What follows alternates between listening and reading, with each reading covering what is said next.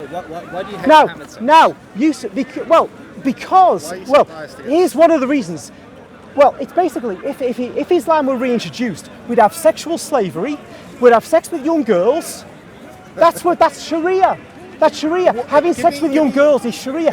Now I can say, by the way, it's not a hatred of Muhammad. Let's not be upset he's dead. How could I hate him? But I think we've got to analyse these things and just not going off mutter marriage. Mutter marriage is no longer practiced by the Shia, by the Sunni, but is by the Shia. All right? The Shias are just a minority. 10%. Yeah. But we're not. It doesn't matter whether they're a minority or not. I mean, it's whether it's right or not.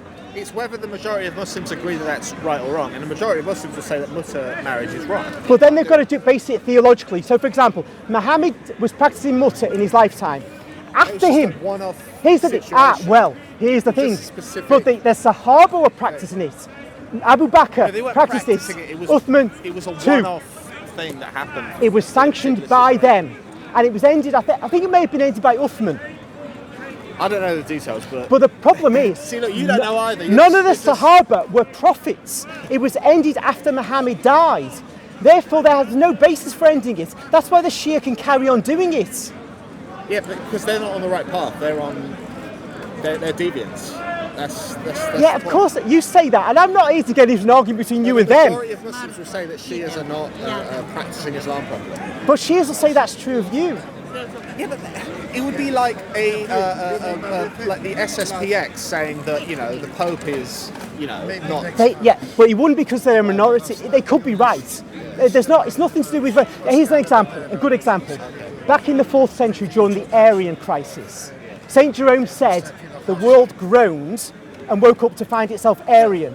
Thus, most of the sees in the East, anyway, were taken over by Arian bishops. Right.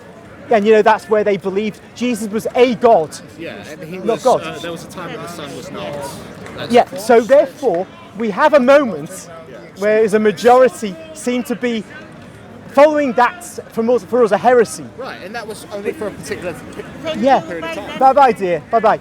So therefore, all I'm saying is minority is not the issue, because after all, there could be a catastrophe which would reduce the Sunnis to a tiny number in the world. Well, no, there's a saying of the Prophet Muhammad where he said, "My ummah," meaning the Muslim community, will never agree upon an error. So that means the consensus of the majority of Muslims is what you follow. You don't follow what a bunch of Shias say. Okay, all right. Well, then all I have to say is this.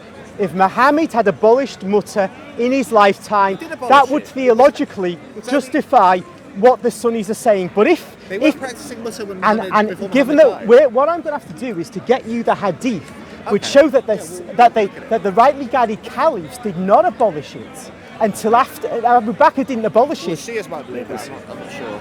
And so if I'm right, then there's a big problem for Sunnis and not for Shias. That doesn't mean Shias are right in every respect. It just would mean they like a broken clock is right twice every 24 hours. That would be they'd be right on that. Audience to maybe look at the